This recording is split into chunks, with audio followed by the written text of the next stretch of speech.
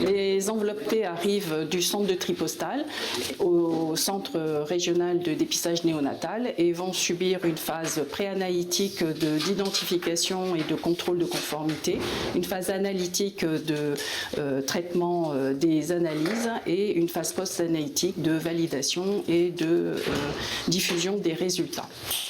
Nous, notre rôle, c'est d'ouvrir les enveloppes et de vérifier s'ils sont conformes au niveau préanalytique et au niveau réglementaire. Notre travail, c'est de vérifier le code maternité, le nom de l'enfant, la date de naissance, le poids, le terme, qui est important pour nous, et la date de prélèvement, pour savoir si les enfants sont bien prélevés à 48 heures de vie. Nous avons aussi le consentement pour la biologie moléculaire qui sert pour le dépistage de la mucoviscidose.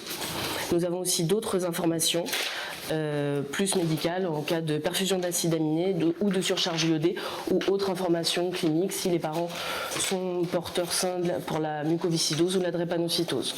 Ici, j'ai souligné le code de prélèvement car pour nous, c'est le code de prélèvement qui fait foi. Et ici, nous savons que c'est la néonate du centre hospitalier sud-francilien. L'enfant a un terme de 30 semaines plus 6 jours. Et en fait, pour nous, cet enfant ne va pas passer pour une maladie qui est l'hyperplasie congénitale des surrénales, car il y a une loi qui est passée.